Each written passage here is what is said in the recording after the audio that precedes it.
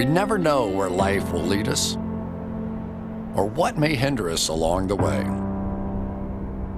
But while every day can feel like one big question mark, it doesn't have to.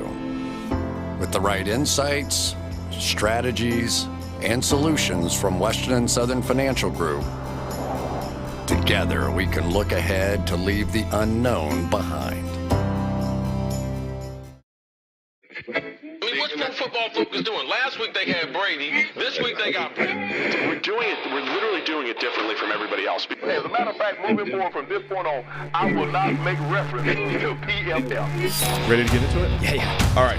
We're going team by team. I would be very careful about slinging stones. Am I going to get sued? We got legal on this? I like football season, and all the things that go with it.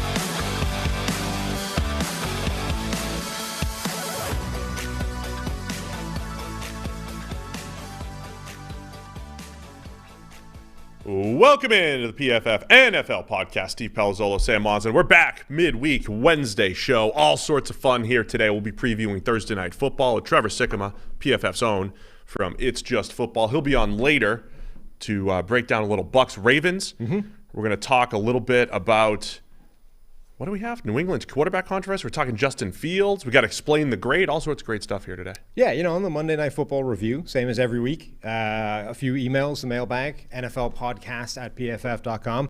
Somebody tried to take me off the mailing list. Did you get added back? I got perks to put me back on. Yeah, I don't know. I got an email saying you've been cut off your own email list, and then had to get added back to it. I brought in my throwing coach today. That's great. Yeah. Nice. It's teach them baseball here. Its advice appears to be questionable. It has little circles on here that show you how you're supposed to grip the ball for various pitches. Yeah. Only they appear to lie badly. Yeah, show them how it teaches you the slider or the changeup grip, because it's basically the same and it's both ridiculous. Yeah, so even bearing in mind my very small hands, this is how I'm apparently supposed to throw a slider. Yeah, and anyone who knows anything about baseball knows that's not any pitch whatsoever. No. What is this ball showing you? And when you read the documentation that comes with the ball, it doesn't say that either. And yet the picture on it is, so it's not like it's a misprint of imagery, because the image is the same on the documentation, but it doesn't connect to that. But anyway, the point being, how did that get manufactured? All I need is the fastball. That's all I need. Look, there we go. All I need. That's all I need. That one. Yeah. That's all I need. Yeah, you're going to move that. What do I got to move? Ring fingers got to get under the ball. Under the ball? Yeah. Like that. Once you get 3 fingers on the ball, you're basically throwing a changeup, All right. Well, anyway, there we go.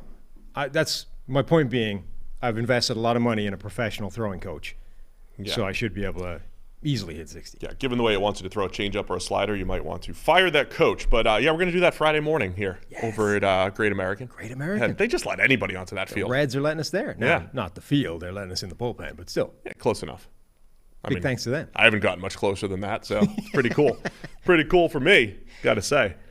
So, yeah, we got a great show right now. Sam's going to be just playing with that baseball, and we'll preview a little Thursday Night Football in a little bit. Where are we starting here? Monday Night Football review. Patriots and Bears. Bears win 33-14. The Patriots quarterback discussion, we did discuss that on the PFF NFL Daily today. Mac Jones, Bailey Zappi. Even more controversy, though, since we've recorded. Mac Jones' interception hit the Skycam wire. Allegedly. Potentially, right? That was close. There's a video that shows what appears to be the ball hitting a wire for the Skycam. And if you remember that play, he's throwing it, receiver ends up sort of falling just short of his intended receiver at an area where Jaquan Brisker can just about make a one-handed interception on it. So if it does change trajectory or flight path in any way, shape, or form, it wouldn't take much to take it at least away from being an interception to being an incomplete pass. And potentially, if it altered it enough, it's the difference between like the interception and a big play to the receiver. Now, the image or the video does appear to show it. I looked on the All-22 in both directions and couldn't see it move. So I don't know. Maybe it did, maybe it didn't. But it's pretty big. There was a pass earlier probably 2 or 3 weeks ago. I feel like I saw the same thing. And I remember thinking it. I never said this to anybody. I never tweeted it and asked. I never went back and looked at it. It might have been Mahomes on Sunday Night Football. I forget. Yeah. But it looked like there was a pass recently that did something similar. It must happen. I mean, if you think how those Skycam things are designed, that there's 4 wires come out of this thing and go to corners of the stadium. Yeah, this is the video. But like those 4 wires, that looks like the ball. Did it hit it? Looks like it's so it looks like it hits. Yeah, but it looks like it hits the top of it and then sort of bounces downwards. It looks a lot less bad when you remove the arrow that sort of drops and tries to make it look like it was a really obvious thing. I don't know if it did or it didn't, but it's plausible.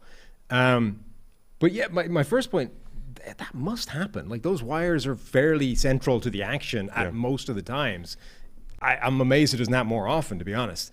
But anyway, that's kind of besides the point here. The Patriots defense got wrecked by Chicago's offense, which finally seemed to have a plan for Justin Fields for the first time in a year and a half. Yeah, look, Justin Fields. It was an adventure of a game, by the way, for Justin Fields. Let's be serious here. Which, by the way, the narrative is like, oh, Fields was incredible, didn't do a thing wrong in that game. It's like, excuse me, what? There already has not been any normalcy to any Justin Fields narrative since entering the league. No one has. We follow Twitter and Twitter responses and all that stuff. It does seem like everything is just at every extreme level. Every bad pass was like Matt Nagy's fault last year. Sure. I mean, you couldn't blame Matt Nagy this year. But we don't do that here. We're very level-headed and completely honest here. So Fields had some bad plays. I mean, I think Robert Mays, who was on the show a couple weeks ago, Bears fan, and he made a comment, something like, Troy Aikman is going through the same struggle I go through every week, which is trying to balance the inconsistency, right? Is trying to come to grips with the highs and the lows of watching Justin Fields play, right? I mean, there was a dropped interception and 2 fumbles in the first half alone, in addition to some unbelievable runs by Fields and some good passes. And it was a roller coaster. And some passes that came out of his hand in a way that made you question if he's ever thrown a football before. Like there was one point there was in the a game, wet ball right, and stuff. But there's one point in the game where Peyton Manning is saying, like, maybe the guy needs to put on some gloves or something. Like, this is bad. Yeah, he missed a screen by like 10 yards. Yeah, so you can't come out of that game because of the way it ended and be like, oh, that was a great performance from Justin Fields. It was perfect. No notes, Yeah, so. Like, okay, come on. Look, this was better. And there's the most encouraging thing to come out of that game was signs of a schematic game plan to take advantage of Justin Fields. But you can't, there's a difference between that and, oh, it was a great game. Perfect. Come on, let's chart the middle ground here. Have we set the stand? Like, I think the standards have just been so low for Fields too. I mean, legitimately, he had some incredible runs. He also had 4 turnover-worthy plays and completed 13 passes. So you're right. That's the reality of the situation. So let's discuss the running, because if there is a part of the narrative that I think has been true, it's that, wow, Justin Fields has been a special runner, and the Bears last year and this year haven't tapped into it enough, and they did that on Monday night finally. 12 designed carries, which is only 3 fewer than David Montgomery and exactly the same number as Khalil Herbert for Chicago. The Bears, there was, I forget where the quotes came from, but somebody was saying they'd looked at what the Ravens do with Lamar Jackson and, stole/borrowed some ideas, which is good, absolutely. Lamar Jackson, incredible athlete, great runner. We have one of those too. Let's steal some of those plans. My question is, why has it taken until now for somebody to figure that out? Okay, I get to an extent it not happening last year, right? There's an element to which it doesn't appear Matt Nagy wanted any part of the Justin Fields thing, and I kind of understand through sheer stubbornness we're just not going to do that. But that should have been job number one, like day one of the new coaching staff when they got the job. Should have been that. Yeah, at least some, right? I mean, I've made the point. I don't think Fields is playing. There's parts of his game I didn't expect him to play stylistically.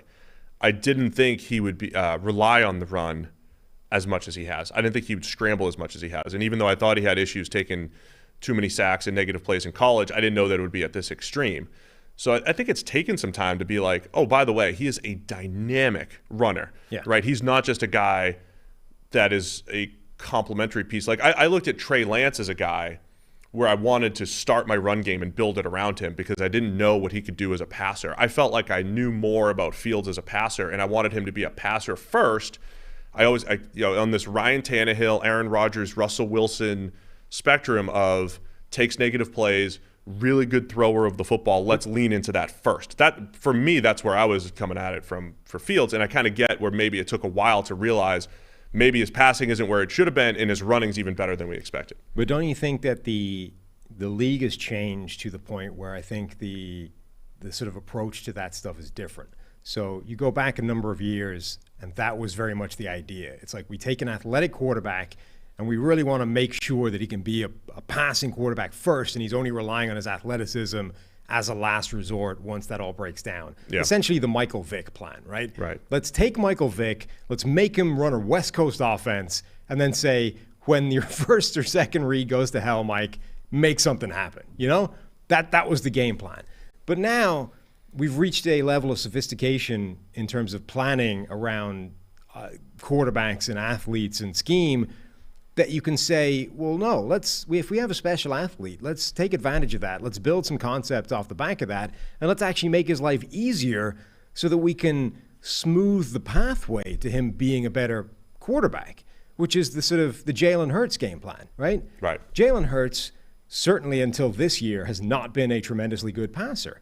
But if he's going to add 800 to 1,000 rushing yards and 8 to 10 touchdowns, that raises the floor of this offense so that you're keeping drives alive, so that you keep him on the field, so that he can miss a pass every now and again, and it doesn't kill the offense. Like, that is your way of saying you have time to figure out how to be a passing quarterback, because the offense is fine with you relying on your legs for a bit because we're building that into the game plan. You know what I mean?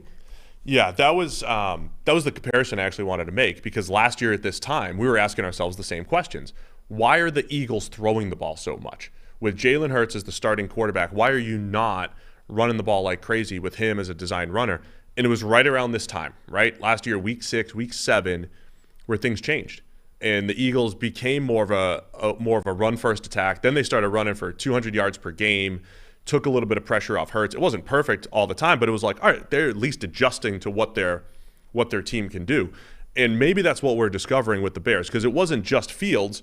The offensive line and all the run blocking was absolutely fantastic. We had rookie left tackle Braxton Jones. You had Michael Schofield at left guard. Sam Mustipher had to come in for Lucas Patrick at center. Tevin Jenkins at right guard. All of those guys with top-notch run blocking grades. Cole Kmet at tight end. Have the Bears also just found their identity, right? I mean, their Fields running the ball. They moved him out of the pocket a few times. They did scheme up some open throws. And the offense just looked 1,000 times better than it has in maybe forever. And it should. I mean, this is the type of thing that helps everybody in the offense when you're able to cheat with scheme. Not cheat, you know what I mean? Like steal low-hanging fruit, good plays, additional yardage, free, easy plays by scheme and by taking advantage of a guy that's a special athlete. This was 12 design carries, which doubles his previous career single-game high. The most he'd had in a game before this was 6. That is, it's insane to me that it's taken this long to do. But it's absolutely what they should be doing going forward. Like, this should be a huge foundation piece of this offense because they don't have anything else to base it on. And the Bears had already been running the ball pretty well without Fields in the design run game a lot. Mm-hmm. So now you add him to the mix. It helps some of that volatility because we know, like, run game success is harder to sustain. And, I think there's just a lot of good there. And then the thing we always said about Lamar Jackson coming out was he's not the most accurate quarterback in the world. I don't want to say that's still true, but he's not the most accurate quarterback in the NFL. Mm-hmm. He's probably he's moved up to probably like middle tier, Lamar.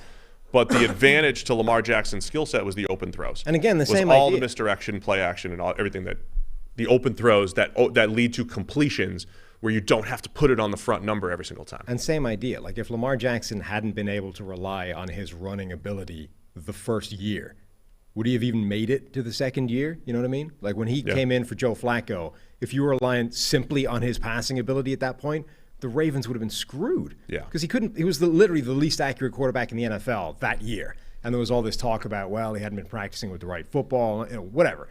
The point being, that rushing ability and the fact that they built an offense around that, off in the dungeon somewhere while Joe Flacco was the quarterback with the real offense, they were building the Lamar Jackson offense for the moment that they made that transition. If they hadn't done that, that offense would have stank, and maybe Lamar never becomes Lamar. That's what happened with the Bears. They didn't do that. It's waited until now, until they finally gone, you know what? Maybe we should steal some of those plays. Those seem to work quite well. Even though Best Ball Mania has ended, Underdog Fantasy is still the easiest and most fun way to spice up your football season with their Pick'em game. Just look for your favorite or least favorite players' stats. Pick whether you think they'll end up with a higher or lower total than that number in this week's game, and you can win up to 20 times your money in a single night. Underdog keeps it super simple with their easy-to-use website and mobile apps. Pick between 2 and 5 players for your Pick'em entry and get all your picks right, and you'll take home some cold, hard cash. It's simple to get started. You just head to UnderdogFantasy.com or download the app, sign up with the promo code PFF, and Underdog will double your first deposit up to $100. That's Underdog Fantasy, promo code PFF. Get in on the action today. Anything else? Yeah, one last point. As you said, we talked about the quarterback controversy in New England on the daily. We got an email in from somebody called Jared Thomas that was saying, what possibility is there of Bill Belichick creating a system where he puts defenses out of sorts by randomly subbing Mac Jones and Bailey Zappi constantly? Wouldn't that make it wildly difficult to prepare defensively? My only point to that would be... I know your answer. It's going to be the same as mine. I don't think there's enough difference between Mac Jones and Bailey Zappi for it to cause any defense, any issue whatsoever in terms of preparation. It's oversimplifying to say that they're the same guy. Once you've prepared for one of them, you've prepared for the other one. Like, there's nothing extra being brought to the table to cause problems there. There's no difference in skill set. But there's little difference in skill set, right? If you're describing both guys, it's like... I would say Mac Jones is actually better scrambling and there's certainly no difference in how you would prepare for them defensively. Right. You know, there would be a difference. So if you had Justin Fields and Mac Jones on the same, or so Justin Fields and Bailey Zappi, two different skill sets, right? Two different styles of play. Two different styles of play, and you're preparing for two different things. You're not changing how you prepare at all. For Bailey Zappi or Mac Jones, and if anything, you're probably opening up for more. Tendency, more tells, I think, for your offense. If Zappi, for whatever reason, is always running play action and Mac Jones is always in the gun or whatever it might be. So yeah, I wouldn't expect that with those two guys. Okay. All right. As always, send in the emails. Sam can't read them anymore because we cut them off. But NFL Podcast at PFF.com. I'm just glad you didn't get fired. I was driving over here. I was curious. I felt like like when Rocky's driving, thinking about Apollo. No easy way out? Yeah, no easy way out. That's me driving today because I'm thinking about how you got cut off from the email, and I didn't know if we were going to have a podcast anymore, if you'd been secretly fired. It does feel like that's how I'll find out when I get fired. You know? I just get an email saying you no longer have access to this. T-fob doesn't work coming in here. Like Jamal Adams with the Jets, right? Just can't get in the building. Yeah. But I was having that no easy way out moment driving over here thinking. Great scene. Yeah. Like, am I going to do a 2.5-hour preview by myself tomorrow? Are they going to stick me with a different co-host? Maybe. And all this stuff's going through my head. There's no easy way out. None. And then they just gave you your email back. So So we're good. So what were the emails so far? So email in from Ben Natty. Sam and Steve, me and my brother are having a debate about the NFC North Division. NFC Central. Sure. He thinks average depth of target has no impact on winning whatsoever, and I believe it has a big part in winning games. My brother, for example, thinks it all depends on the game, while I believe the more you push the ball down the field, especially with players like Justin Jefferson, it matters. What do we believe is true? I don't think if you charted it out, I don't think there's a direct correlation between average depth of target, and winning, right? Because the ADOTs, historically, the highest guys you'd have like Jameis Winston and Carson Palmer and that's the answer right there in a nutshell, is that Jameis Winston typically leads the league in average depth of target and typically does not lead the league in winning. In his 500 quarterback. Yes. Right. And Patrick Mahomes last year was, believe it or not, 5th the lowest average depth of target. So I think it's more descriptive than predictive. It's not even descriptive versus predictive. To me, it's simply a tool that describes elements of an offense or potentially a quarterback. Yeah. So Alex Smith and his pathological conservatism would always have one of the lowest average depth of target in the NFL because he simply didn't push the ball down the field until Tyreek Hill rocked up, right? Right. There are other quarterbacks for whom that is true. There's also other offenses that simply play short, horizontal, don't attack deep down the field. And it's the reverse is true. You get quarterbacks like Jameis Winston and his YOLO attitude. He's always looking for a deep shot, you know? So I think it's an interesting data point that isn't necessarily indicative of wins and losses or anything more complex than just describing what is happening with a quarterback or an offensive system. Get out of the chat, Pro Football Focus, making fun of my computer's 2.5 years old. We do not have audio issues right now. The chat thinks PFF likes me more than you. Huh. Because I have a bigger computer.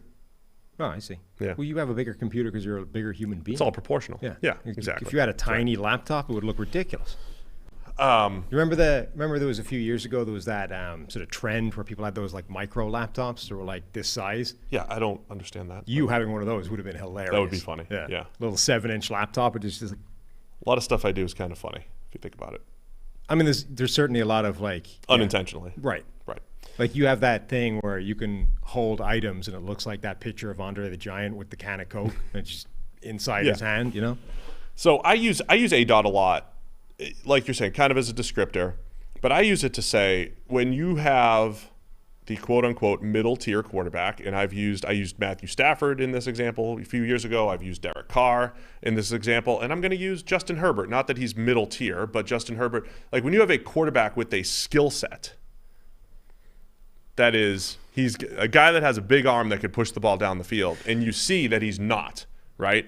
Or like Carr had these games with the Raiders where they were down 3 touchdowns the entire game, and he had this low average depth of target. And it's like, what do you do? Are you even trying to win the game, right? Like at some point, and you mentioned the passing curve all the time and how average depth of target essentially changes based off game flow, right? So as you win, you should generally throw shorter as you're winning. As you're losing, you should throw further down the field. And Kev Cole had those charts, and they were fantastic. And they basically showed Peyton Manning and Tom Brady had like the perfect curve and game flow and knew the situation. Quarterbacks like Kirk Cousins did not adjust to the situation. Maybe Aaron Rodgers doesn't adjust to the situation enough. They don't get aggressive enough. To me, that's where ADOT is more descriptive, not necessarily like just the total number, even though we'll use that every now and again. It's when you're down, are you pushing the ball down the field trying to win? And when you're up, are you not taking these unnecessary chances and just, taking care of things? What's so funny, man? I'm now down a mental rabbit hole of thinking of all the things that went through a phase of being really small that would be hilarious if you owned one. You remember like before smartphones existed? So we first started off cell phones. When we first invented them, it was like a suitcase with a brick coming out of it. Yeah, right? the Zach And then it Morris became phone. just the brick. And then the brick became smaller and smaller and smaller as we got more sophisticated.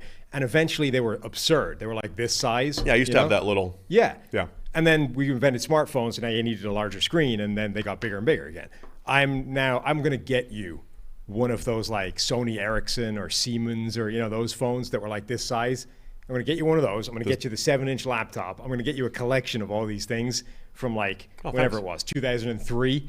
Yeah. When the world was like into really small tech, and just see you like with your tiny little phone, your tiny little laptop. I'll rock that. Yeah. I used to have a Zach Morris phone case where you put your regular phone into the big, it looks like you were holding the big Zach Morris. Yeah, there you go. Yeah, like the Zoolander phone. They're making fun of small tech there. That's what they're doing. I used to have this thing called a Siemens SL65, which is a little slide phone, but was like this size. That in your hand would look hilarious. Whatever. Make fun of me all you want. Make it happen. So that's my ADOT. Those are the ADOT answers. It's descriptive, but I would urge certain quarterbacks to be more aggressive, because I would lean into, if you're not dominant, lean into volatility a little bit more, especially when you're playing from behind. Oh, so one thing we need to add in here that isn't in my document of rundown for this podcast is the Russell Wilson news. Russell Wilson with his very real pain and real injury. Zach Stevens had a tweet. No, you can't just use Zach. You have to use the follow-up, which brings more context to it. I don't care about a follow-up. I want this tweet read out. Russell Wilson worked out and stretched for 4 of the 8 hours on the flight from Denver to London. Said he was doing high knees in the aisle when the rest of the guys were asleep. What is your follow-up that you want to add context to that? I haven't read it yet. Let me read it to myself. You start. What? Okay. Well, my point was simply, I can't help but wonder if that's worse, if it's true or if it's fake. Is it a worse thing if he was actually doing high knees down the aisle of a transatlantic flight while everyone else was asleep? Or is it worse that he thinks that that's like the thing that people want to hear of their franchise leader, face of the franchise, the quarterback, and just put it out there, even though he was, just lying there asleep. The context doesn't save him at all. Well, that's my point. He was saying, I don't really get jet lagged too often. I've traveled enough to get kind of get my system down. I was on the plane the first 2 hours. What was it, an 8-hour flight, he says? The first 2 hours I was watching the film. Watching all the cut-ups and everything else. So that's how I spent my first 2 hours. Then for the next 4 hours, I was doing treatment on the plane. Of course. I was walking up and down the aisles. Yeah. Everyone was knocked out. I was doing high knees. Yeah. Working on my legs and everything else, making sure I'm ready to rock. So that was good. In the last 2 hours, I fell asleep for 1 hour and then watched film the rest. So on his 8-hour flight, he slept for an hour. Yeah. Worked out for 4. Grinding for the rest of it. Grinding film for the other 3.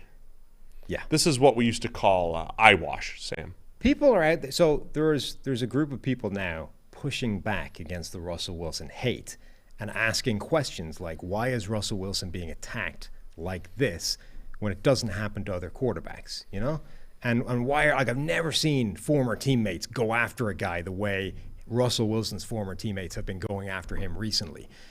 And then you get quotes like this. And this is the answer.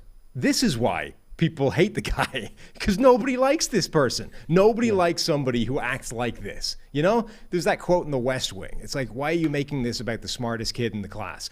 Most people weren't the smartest kid in the class, and most people didn't like the smartest kid in the class. The kid who sits at the front and raises his hand like every question, sir, me, sir, I know the answer. And everyone else is just sitting there going, that asshole. Now look, I am fully aware, I'm self-aware enough to know that I am the type of person that doesn't necessarily give 110% 24/7 and doesn't really like the kind of people that give 110% 24/7. So there's probably an element of projection here, you know what I mean? It just feels I hate fake. that kind of person, therefore I'm going to assume most people do. But this is the attitude and comment, and I'm genuinely not sure if it's worse, if it's true or fake. Because either way, it's annoying. It just feels fake, right? I mean, I drew up this fake Well, it's definitely fake. J.J. Watt thing last year that was very believable because J.J. has kind of created this reputation of oh, the camera's on me. Let me just bench press this tree, right? Yes. That's kind of like what J.J.'s done. Mitchell Schwartz had a tweet about Russell Wilson back in September that said, I know I already tweeted this video, but following up, Russ is like a method actor. He's doing his impression of what he thinks a quarterback is supposed to do, but he's too far down the rabbit hole of the role he's playing and can't find his way back to normalcy. Hilarious for us, at least. I think that genuinely describes it pretty well. Russell thinks he should show himself in a certain way and is playing that bit at all times, and it's just taking it way off the parody deep end. You know what I mean? Yeah. So, remember when he was injured, but he would still spend an hour pregame mentally That's going what I through the thought. reps? When I first heard that he worked out for 4 hours, I was gonna say was the other 4 hours the simulated game? Yeah. He went through and I threw a pick six. Let me track down the cornerback now. I asked the question on Twitter, is it worse if it was true or made up? And Charles McDonald tweeted back and he said, it's worse if it's true because then you're being inconsiderate and weird instead of just weird. It's a reasonable point. Waking up your teammates. I think there's other parts of the article that say he doesn't like wasted hours, which includes sleep. Yeah. Right? So I didn't get into that part. But I'll just say, as a former professional athlete, the best part about being a professional athlete is that sleeping is part of your job. Yeah, you need 8 hours. You need to find that cadence. Is it 7.5? Your REM cycles. Do you sleep 6 and 7.5? And that's actually part of your job. Cycles are big. So that's going too far too. If he's trying to portray this I don't need to sleep, that's bad. Dude, take a break. Take a nap on this flight. We need you rested. Remember Cam Newton's daily schedule? Yeah. It's I'm up at 4. Don't drink coffee till noon or whatever. Yeah, that was also man, maybe you'll throw better if you sleep more than 3 hours a night, Cam. That's not a good thing. But I think this answers the question. Why are people attacking Russ this way? People hate people like this, don't they? That's not just me, right? I'm not projecting that on everybody. Anyone that acts like this, people don't like them. The problem is it feels forced. It feels fake.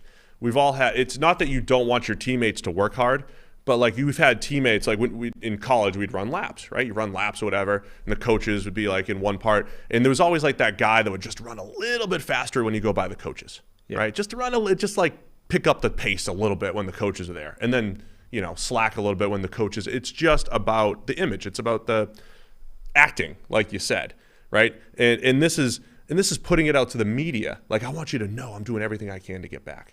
The same way there's a tweet out there that's like, it's a real injury, guys. Like, if somebody says Russell Wilson has a hamstring injury, nobody's going to say it's fake.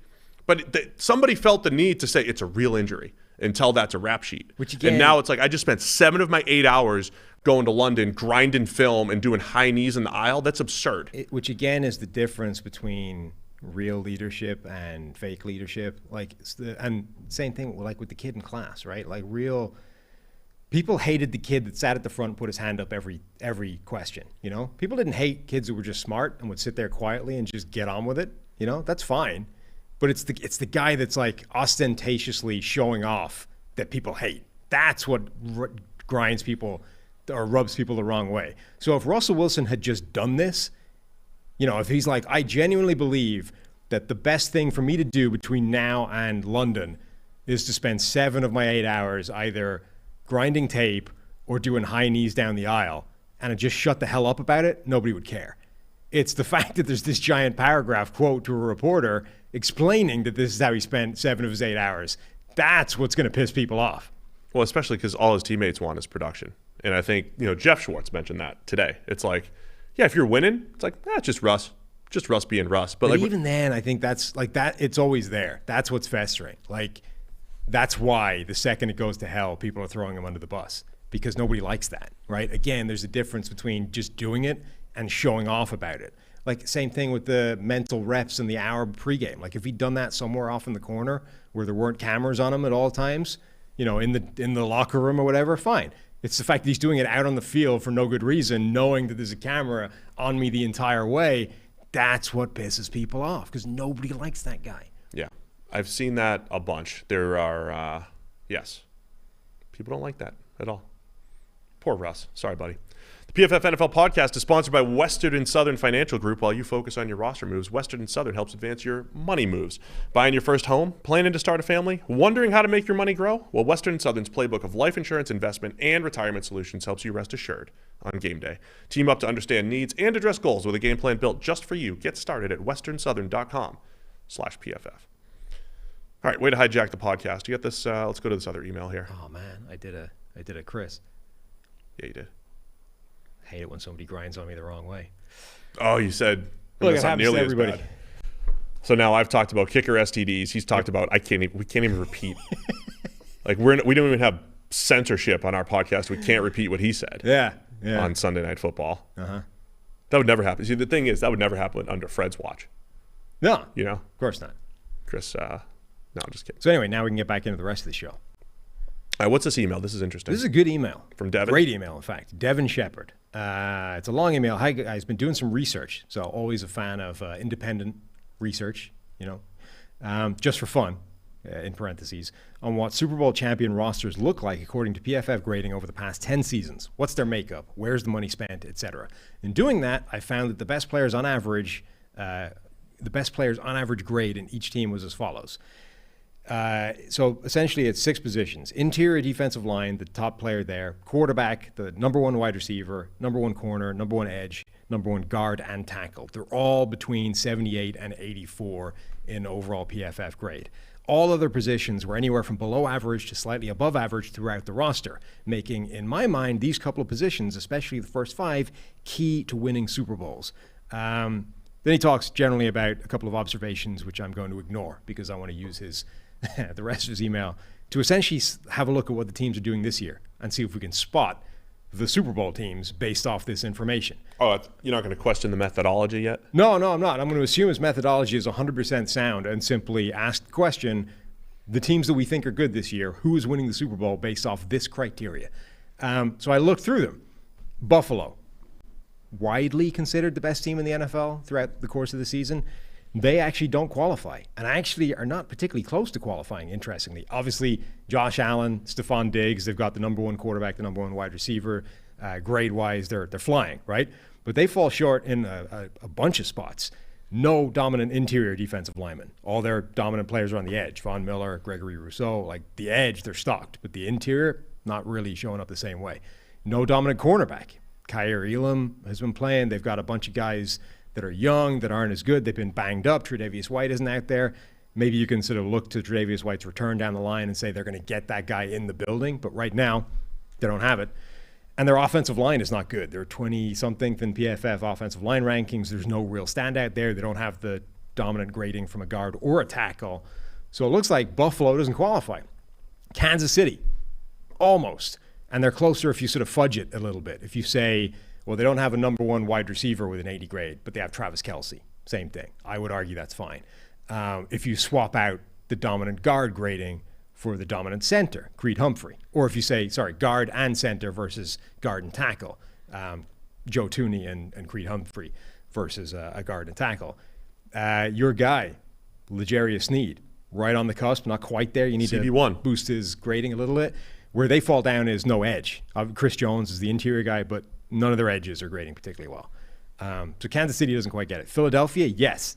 Couple of them, the grades aren't quite there, but they're close. You know, they've got dominant corner, they've got dominant interior defensive lineman, Brandon Graham with a 90 grade off the edge. Quarterback grading really well, wide receiver, A.J. Brown grading really well, and they have the best offensive line in the NFL. So Philadelphia, they're the obvious candidate. Thoughts? I mean, I would tear apart the methodology first. No, not interested in that.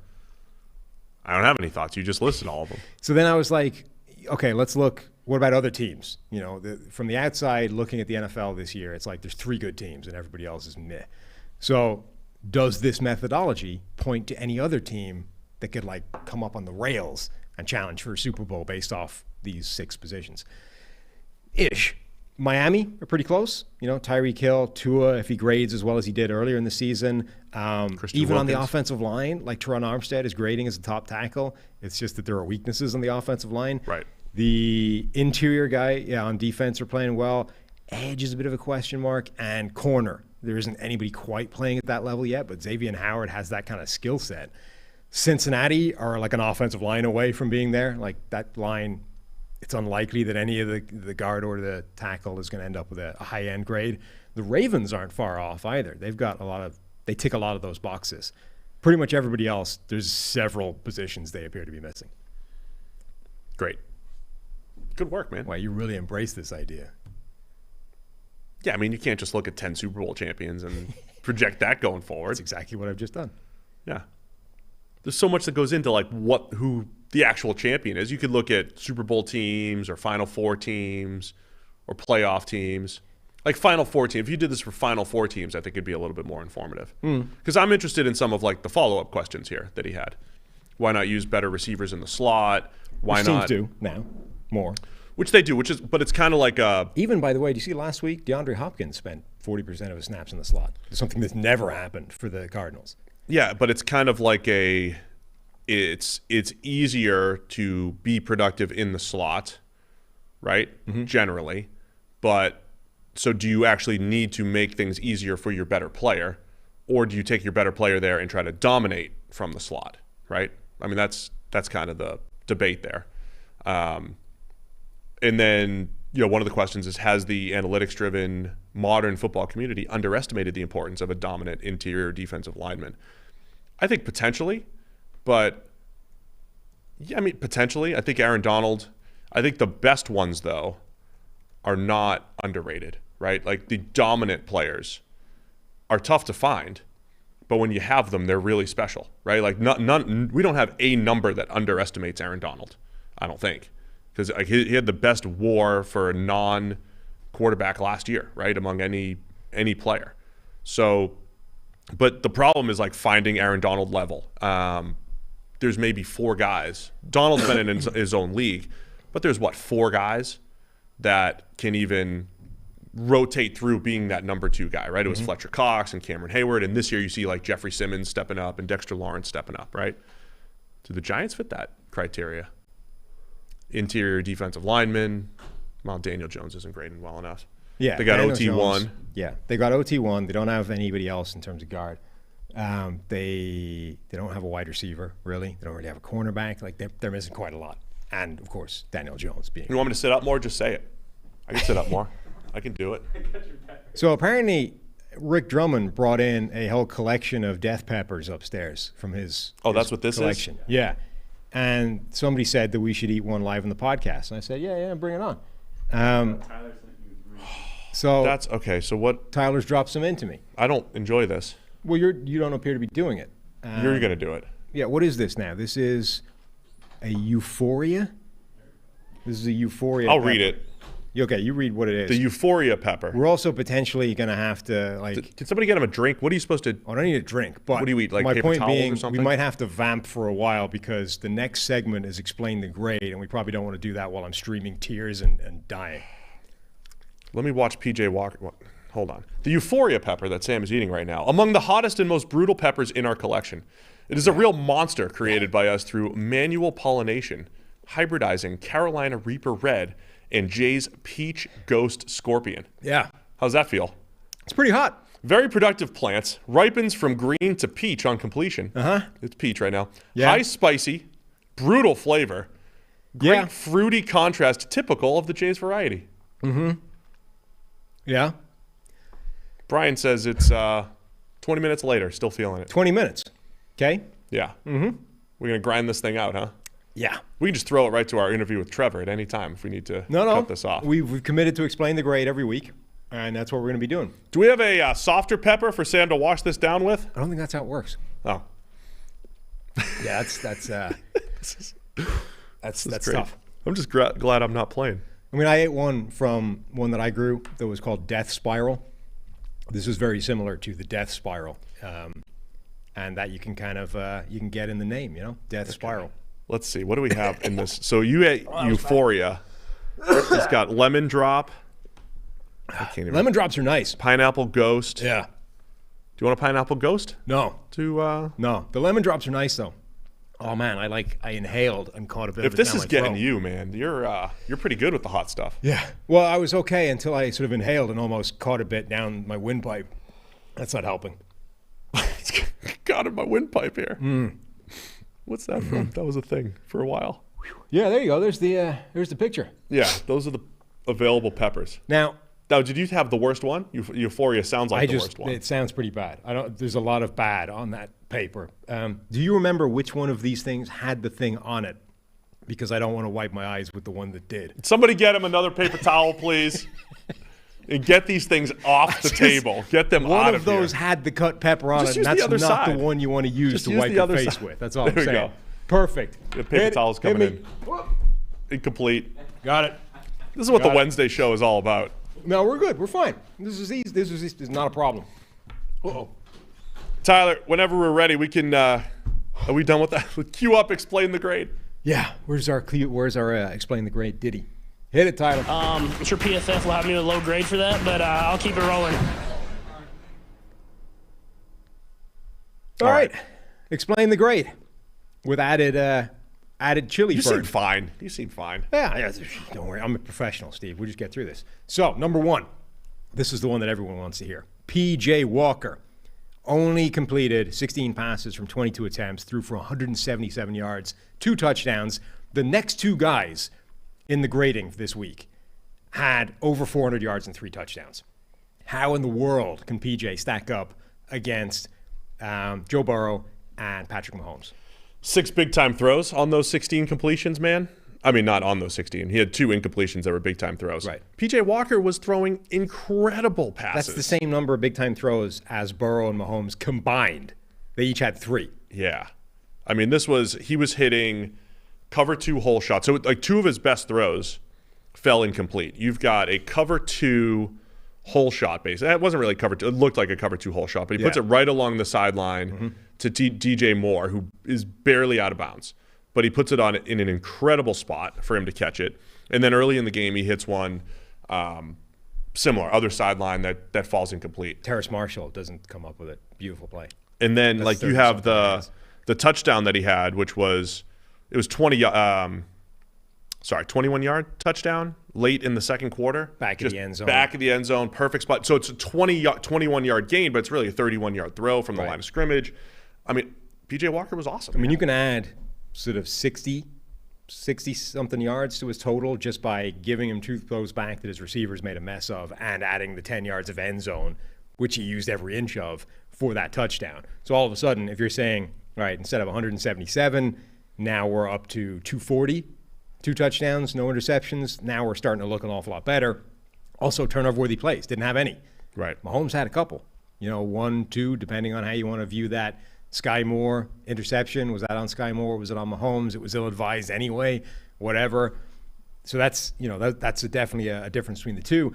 And, of course, the thing that we've always said for years, PFF grade isn't necessarily a volume thing. It's an efficiency metric. It's an efficiency measure. It's how well did you play in the limited opportunities, however big or small, that you had in that game. P.J. Walker didn't have, the giant volume, didn't have the same game plan as these other guys, but 6 big-time throws on the 22 attempts that he put in the air is an insane ratio. And look, this is coming from somebody that thinks P.J. Walker is not a good quarterback. Right. He was incredible in that game, genuinely amazing. You watch that game, P.J. Walker was fantastic for the Panthers. Yeah, complete night and day, compared to the previous week where he did not complete a pass beyond the line of scrimmage. This week instead, 6 big-time throws. P.J. Walker was fantastic, and we gave him proper credit for it. The other one, Trayvon Diggs. Yes, Trayvon Diggs. So the numbers, 3 targets, 1 catch for 6 yards, an interception, a pass breakup, but he has a PFF grade of 77. Justify that, Steve. So the interception was fantastic. First off, 77 is a good grade. Yeah. Right? That's the thing. Like, it's a good grade. I know there are game grades where you see 80s and 90s and stuff like that, but 77 is a really good game, right? It's a good grade. And I believe, do you have a season grade on top right now? I'll get it while you're talking. My early prediction, what's he have? 3 interceptions now, I believe. I don't think he'll get to 11 interceptions. Sure. And my prediction that he'll have a better grade this year, I think so far is looking good. 76 coverage grade. There you go. So he's up 10 points. So we have him grading better this year than last year. Yeah, significantly. Because he doesn't have as many of these negative plays, the negative plays that he had last year. In this particular game, though, he has a missed tackle, and he got smushed on a screen. Smushed. Great right? term. So those things count, right? Now, well, they're a great example, I think, of how we think of coverage in this very black and white way. Like, if you're not playing press man coverage one-on-one downfield, it's not coverage, right? But that's only one part of what playing coverage in the NFL actually is. Obviously, there's also zone coverage, which is the majority of what everybody's playing on every given down. But there's also plays like screens. If you're a corner, you can't simply not be a factor on screen plays because those are coverage plays. The ball's in the air, somebody's caught it, it's a coverage play. Now you've got to come up and play force or make a tackle or whatever it is you want to do. So the 2 negatives, he gets absolutely murdered by an offensive lineman on a screen play. Where else does that go? Like, if you say you have to put that in as a negative, right? I think we can all accept that is a negative play for him. The only question is, where does it belong? It has to kind of go in coverage because it doesn't belong anywhere else. It's not run defense. I mean, if you want to argue with it, you just say, okay, that's just how PFF is classifying it. Right. But my point being, it's a negative that has to be factored somewhere. And if you don't want to put that in coverage, fine, but it has to go somewhere, and it would drag down his overall grade, which is in the 70s as well, and it's a decent number. And then the other play is, it's another coverage play that you don't think of as coverage, right? He's dropping off in zone. They throw the ball out to a running back in the flat. He comes up to make the tackle. If he makes the tackle, it's a 2-yard gain. It's a good play. Right. He gets a positive for that. He came up quickly and makes a defensive stop on the running back in the flat. Really impressive play. But he doesn't. He misses the tackle. And at that point, it's all bets are off. Anything can happen because his part of the play is over. He didn't slow it down at all. And again, it's like, well, that is coverage. It's not what you think of as coverage. He's not going one-on-one with a wide receiver 20 yards downfield, trying to match him on a pattern, but it is coverage. Right. And so on the missed tackle, it also happens in the fourth quarter. The game's pretty much over. So it didn't matter to the game. It didn't have an effect. Sure. It didn't change the game from like a value standpoint, but we're still this is grading part every of, play. Yes. Right. So he did a good job. He passes off the deeper route. He comes up and he missed the tackle. So he gets a negative 4. This is part of the PFF grading, which is we're capturing every single play, good or bad, throughout the course of the game. And these are the things that people don't factor in when they're looking at stats or when they're just thinking of how did a guy play over the course of a game. Like, these are plays that happened, and you get recorded as a positive or a negative over the course of the game. But the big point I would circle back around to, which is that 77 is still a good grade. Like, despite these 2 negative plays, which are significant, he still graded really well. That's how well he played in the rest of the game in coverage. Yeah, smush might be a little bit mean on the screen. He was just, He got fairly smushed. He got blocked. But even on a run play, kind of got blocked on the edge a little bit too. Run plays matter as well. So. Yeah. Other than that, I mean, he was good, right? I mean, so, yeah. I mean, look, Diggs did a really nice job. That's the one other thing too. Like, so it's not just your primary coverage where you can earn positive and negative grades. But we spent all last season essentially trying to explain why Diggs wasn't playing particularly well, or in fact was playing badly despite 11 interceptions and some very good coverage numbers. This isn't that, because he played well, first and foremost, we're explaining why he played well and graded well, just not as well as you think he played or as you want to give him as a grade. Pass breakup, had the interception. I would also say, like, it's PFF's fault for using passer rating against as this stat, right?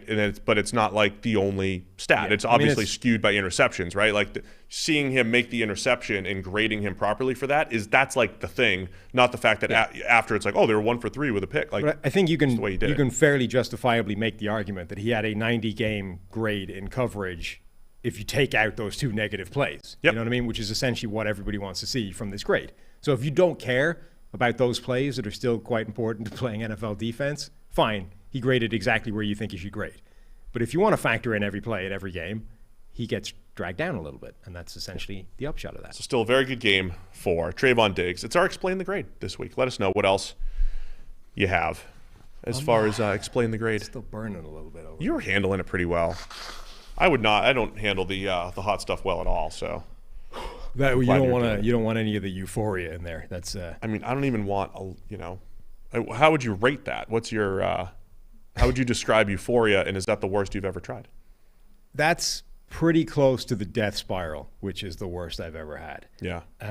I started following some like chili pepper psychopath on TikTok, and his thing is like he gets a pepper like that, right? Picks one off the plate and then just like munches down on it, right? Grabs the stalk, just goes yoink, eats the whole thing, right? And then you see like 10 minutes of him dying, like tears streaming down his face, gone red, bloodshot eyes, like, looks like death. That's how you go viral. And then he's like, I'd give that a 5, And I assume he means out of 10 rather than out of 5. But it's like, they crack me up because he's like 5 minutes of death and it looks like he's about to keel over and need an ambulance. And then he's like, yeah, it's a 5. It's a 5. Yeah. So look, that was pretty rough. I will say on that plate is a lemon drop, and those are legitimately nice. They're good. They're good. Like they're enjoyable. Yeah, you need to like hot things, but they're nice. Like you can eat those and enjoy the experience as opposed to this where you eat it and then endure the next 20 minutes. All right, so why don't we wrap it up? Throw it to Trevor and go enjoy a lemon drop. Cool. We as in you can, if you'd like, if it's that enjoyable. But we got Trevor Sikkema coming in from It's Just Football to preview. Is that from the chat? So he says, fun fact, the human body doesn't digest capsaicin. What you eat, you feel coming out the other end. So I got that to look forward to. Oh, so we'll have a full breakdown maybe tomorrow. Yeah, Mojal apparently, or Mohal from the chat. That's where that came from. Yeah, appreciate it. And he said, yeah. So be sure to respond, talk in the chat about the pepper, and then hit the thumbs up button as well. So go try the lemon drops. They're good. Talking to me? Anybody. All right, yeah. Go get a lemon drop. Everybody go get a lemon drop. Yeah, just come by the office. Just come on by. Come eat Rick's peppers. Like, you're not really invited, actually. Most of it is gone, but the bit where I almost inhaled it into my windpipe, like I can actually acutely feel that part of my anatomy in a way you don't normally. It's amazing how people handle this differently. You were just mowing down on the Carolina Reaper jerky that one day. We gave Tyler a little bit, and he almost died, falling over. So when I got the death spiral ones, right, the first one ripened on my plant, and I'd been talking about it with my next door neighbor for a while, and I went and got it. I was like, you want to just split it in half and we'll eat it right now, see what it's like? So ripped this thing in half, gave him half. He went into an automaton trance and just started walking in a circle around the street. Apparently he went into somebody else's house, stuck his head under the faucet, and was getting water that way, right?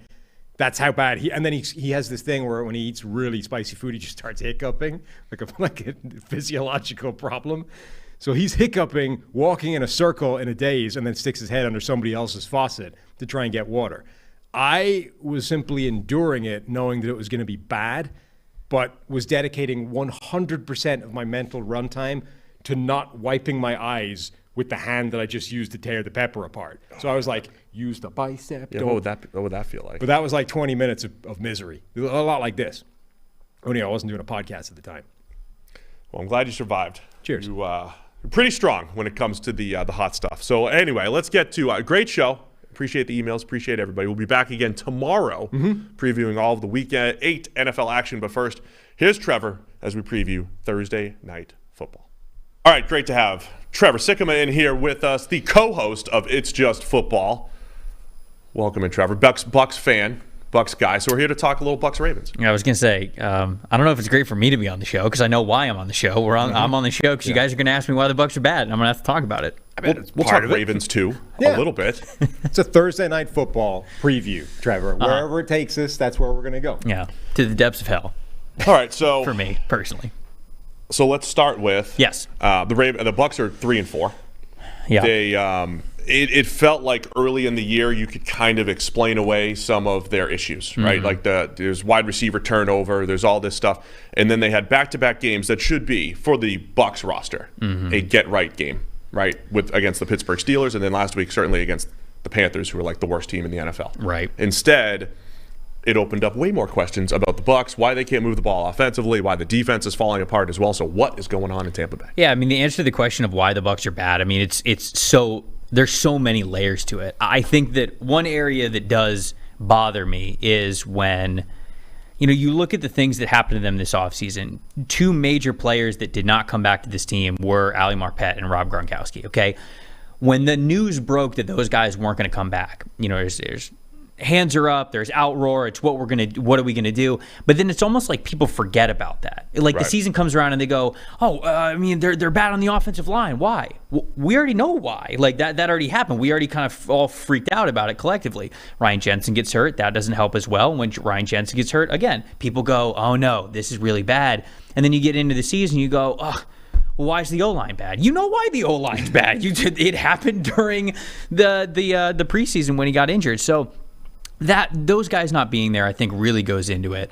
And even with that being the case, though, you can't lose to the Steelers and the Panthers. Like you can't lose to those two teams, and it's bad in a lot of ways. I think that those injuries and the guys who were there last year who weren't there this year, like those things compound, but the main issue with the Bucs is that they haven't been able to stop the slide. Like it's only gotten worse. Good teams can eventually get to a point where they're backed up against the wall and they go, okay.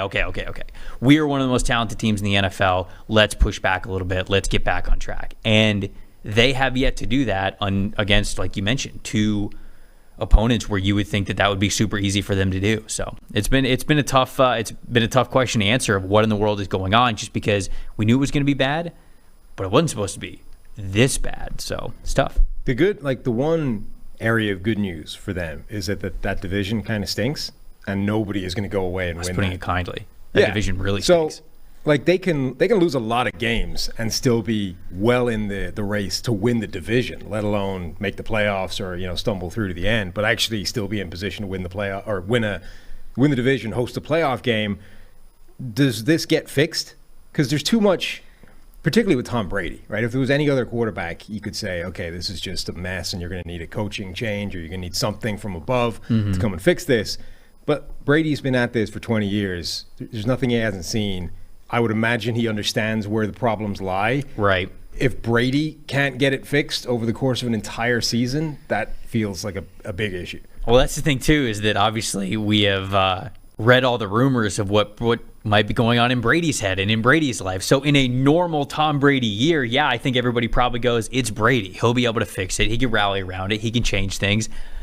Is his mind all fully there? I don't know. And that's another problem that kind of goes into it. You know, when you look at the roster and you look at these guys on paper, even for as banged up as they've been, you've got to think to yourself, yeah, they can figure it out. Like, there's a lot of season left, more than half a season for these guys. They can figure it out. And as you guys know, when it comes to winning in the playoffs, yeah, you got to be a good team, but you also got to be hot. Like you got to be playing your best football when it gets to the end of December, early January, and the Bucs have the recipe to get there. I don't know if they do. They have the recipe there on the roster. I don't know if the coaches do. Like, all of a sudden, this move for Bruce Arians to be out, and even though he's still riding around on the golf cart at practice, it seems like, and he's around the team, it feels way different. I mean, the most damning thing that I heard about the Buccaneers, the 2022 Buccaneers, was Mike Evans after their loss to the Carolina Panthers. They asked him about that dropped pass, that big touchdown pass that he dropped that he absolutely should have had. That was the third play in the game, okay? Yeah. And Evans said afterwards, I watched the lights go out of us after that. Yeah. The third play of the game, you couldn't recover because you simply against Carolina. Right? It's not like you're playing the Chiefs. And it felt like that though, right? Because they're coming off of this game against the Steelers where it's like, hey, Mike Evans wasn't involved enough. You're facing the backup Steelers secondary. Get Mike Evans involved, and it's like, all right, we will. Here's Mike Evans on a deep ball, deep post. He's wide open. And like you said it on the Monday show, right? If they're up 7-0, it's like, all right, we're going to go roll. We're going to go roll against Carolina like we have the last 4 times with Tom Brady as quarterback. And you kind of felt that from the team. It's like, here we go again, right? I mean, a team that has – here's the other thing. Like when you have oh, that's good. Very good. I got a text. It's very good that I needed. Okay, all right. It's very good. When they're having red zone woes – in third and short woes, it's like, all right, that doesn't last all the time. But then it's like, okay, then you have a 65-yarder. You have a chance to create an explosive play, and you leave it on the table. So that's and it's just not great. The mentality there of, look, Bowles even said, I can't remember if it was last week or the week before, that there might be some players on this team who are still living off the Super Bowl that they won a couple of years ago. And when you take that, along with Mike Evans saying that the team wasn't able to mentally recover after the third play of the game was a drop pass, that tells me that this is an unfocused, unmotivated, and a team that's not playing with a lot of pride. And where does that come from? I feel like it's going to come from the identity of the guys who are coaching him. And it's weird because Bowles was in the building. He was the defensive coordinator. Byron Leftwich was the offensive coordinator. I didn't think Arians stepping down was going to have this much of an impact on the mentality of the team, but for as much as an outsider can say things like this, it sure looks like these guys are about as unfocused and unmotivated as you can possibly be for a talented football team. And I think that's a major problem that shows up in a lot of the bad numbers that we're seeing, including wins and losses. Is very strange for a Tom Brady quarterback team. Because the one thing that's always been consistent throughout his career is that belief from everybody that doesn't matter how far, like 28-3, right? Who cares? We're going to come right. Right. Brady's been like that throughout his entire career. You listen to 49ers players talk about when Joe Montana was there. Montana could pitch 3 interceptions in the first half, and everybody was 100% confident that he would bring them back. Yep. He'll get it done. Yep. So the fact that a Tom Brady quarterback team is like, oh, that was our chance. 1 touchdown pass like in the third play of the game. That was it. That was our shot. Now we're done. That's insane. And it feels like a lot of what should be guarantees for the Bucs this year aren't guarantees. Brady being a little bit off, I don't think he's anywhere near the top of the list of the issues that they have, but like him being a little bit off, Mike Evans making those plays when you would expect him to, those things being off. But shoot, you go to the defensive side of the football. Where is Vita Vea? Yeah, like that entire defense to not be able to run on that defensive front. I mean, come on, like that was supposed to be a staple. It's supposed to be up like 6 yards an attempt or something. It's wild, man. It's crazy, and that's where that defense all starts. And so there are so many things going on with the Buccaneers right now. I think the coaching is poor. I think the motivation and the focus are poor. I think the stars aren't stepping up the way they need to. I think the offensive line injuries are proving to be really bad. They miss Gronk about as bad as any team can miss any player right now because of what he does as a pass catcher and as a blocker. And as a run blocker. And then on the defensive side of the ball, Devin White's over pursuing things left and right. He's not where he needs to be. Vita Vea is not that force in the middle. It's crazy. It's just not what we thought this team would be. The Devin White thing's not new, though. Well, okay, It is fascinating though watching the narrative come around on Devin White. Like you look, it was always way overhyped. Yeah, but there's this whole world of people now. They're like, what's happened to Devin White? Like, why Devin White's playing terribly? What is this? You're like, have you not watched Devin White since he came into the league? Yeah. This is the same guy. It's just everything around him is worse. Right, and that is the thing, is that Devin White was able to make a lot of the splash plays, especially on the Super Bowl run, and people saw a lot of those things, but he was able to do that because the rest of the team was solid. Now the rest of the defense isn't solid, and kind of here we are. So that's where the Bucs are. So we can't spend all day talking about the Bucs, much that we want to. We have to focus on the actual game that's coming up. Baltimore. The Ravens are always an intriguing team to have to play because they're unique, right? You have Lamar Jackson. The offense that they run is unlike any other offense in the league, though apparently Chicago is going to try and copy that going forward. And then the defense, like they run their defense in a different way to a lot of teams as well. So how do you think the Bucs match up in this particular game Thursday night? I mean, I think that everybody should match up poorly against Lamar Jackson because he's just a completely unique skill set that he is able to attack defenses with. The Bucs aren't disciplined, and I think that's the biggest issue, right? Which is a terrifying thing against a guy like Lamar Jackson. Right, that's the biggest talking point, is that if you can't play discipline, teams have been able to show that they can contain Lamar Jackson if you play discipline all the way around. Yeah. Bucs are nowhere close to that right now, and this is a Ravens team that I think should even be running the ball a little bit more than they are, and they're going to have a pretty easy opponent to be able to do that, to get back on track. I feel like Greg Roman's kind of been all over the place a little bit with his play calling, specifically when he's calling certain plays. It feels like, when the run game's really going, he's like, all right, now we're going to switch it up. We're going to go something different. He's like, no, actually that was working. And then like when the pass game, is the same thing with the pass game to the run game. So I feel like we haven't gotten a full marriage of what that offense would like to do and what's getting hot every single week with exactly the way that Greg Roman's calling it. But shoot, what better of a defense to get on track than what Tampa Bay has kind of trotted out there for the last couple of games. So that's my biggest point of this game, is that if you don't play discipline against Lamar Jackson, you're screwed. And I think that Tampa's in trouble on a short week kind of having that task. It is weird because a lot of the Thursday night games are division games or teams that see each other. These teams don't see each other, right? I mean, the Bucs and Ravens will play every 4 years, like most cross-conference battles here. So the Ravens also have had a 10-point lead in all 7 games so far this year, and they've blown 3 of them. They've lost 3 of those games. Game flow wise, I could see the Ravens getting up. And the Bucs, who certainly wanted to come into the season seemingly trying to take a little bit off Brady's plate, like let's run the ball a little bit more, They were at their best when they were playing from 3 touchdowns behind against Kansas City a few weeks ago and just kind of like putting it in the pass game's hands. I mean, are we going to see a potential shootout here where the Ravens get up early, Bucs have to play catch up at home? For as much as Bucs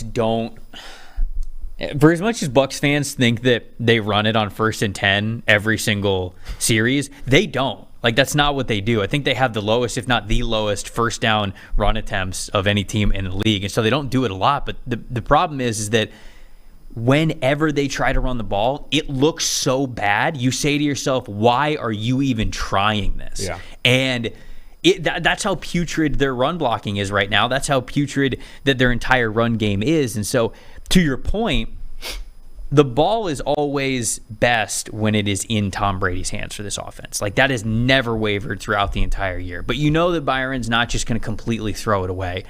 I sure wish this Bucs team would use play action a lot more, because on that part never made sense to me. Any downs, they are 31st in the NFL in play action rate. And on first down specifically, they are 31st in the NFL in play action rate.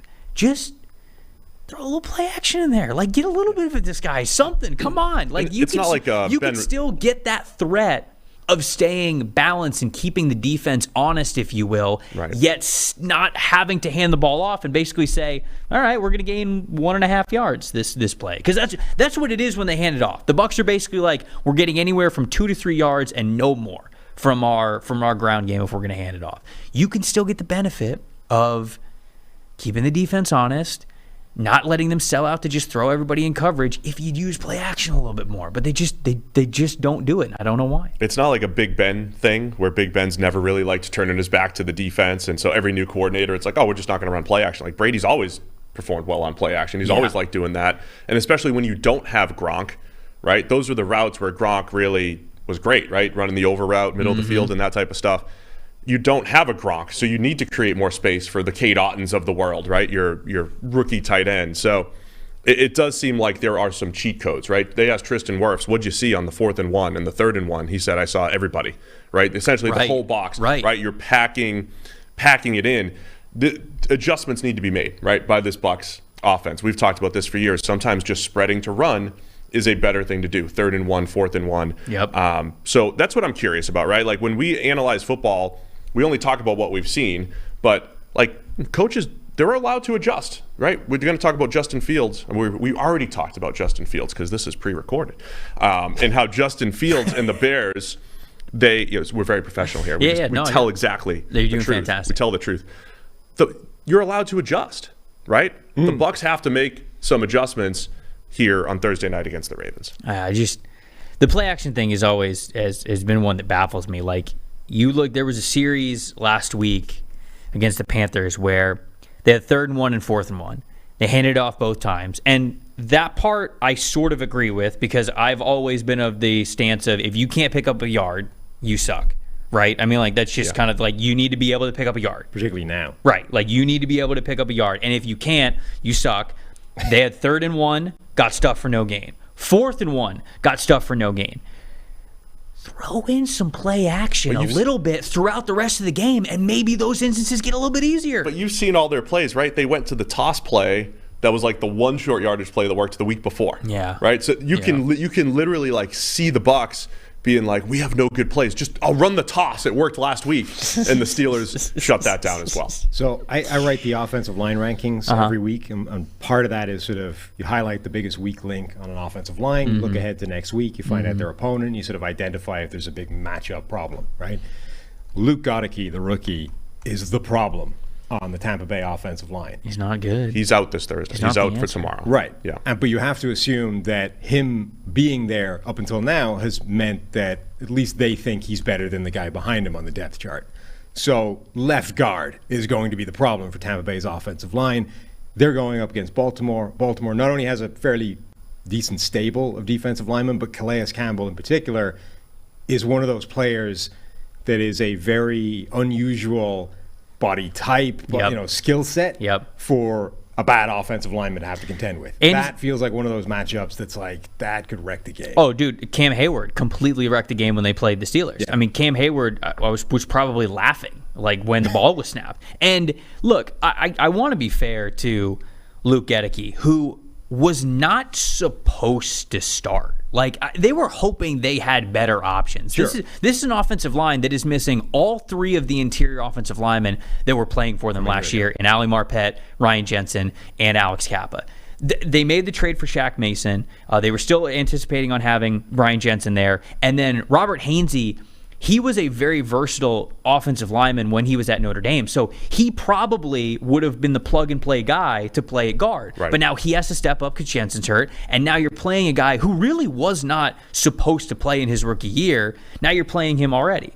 They've got Nick Leverett, and he was fine last week when he was kind of rotating with Goedeke there. But yeah, I mean, there's no doubt about it. The experience of Cam Hayward absolutely ate this interior offensive line alive. The experience of Calais Campbell probably could have that same effect of just knowing what to do, knowing how to angle them, knowing how to set these guys up, and probably take advantage of a little second guessing that they're not going to have and not playing with total confidence. So there's no doubt about it that this experience, I will say that's the biggest thing for me, is that sometimes you can look at defensive lines like the one in Baltimore and say like, oh, it's a lot of old guys, right? It's Chase Pierre-Paul, it's Justin Houston, it's Calais Campbell, they've all been productive. Older players. Not only have they been productive, they've seen some stuff, if you will. And a lot of these guys who are playing for the Bucs haven't, especially together, even in the middle of this season. So I think that that's a big reason why they were susceptible to the Pittsburgh Steelers defensive line, and that's why it might look tough against the Ravens as well.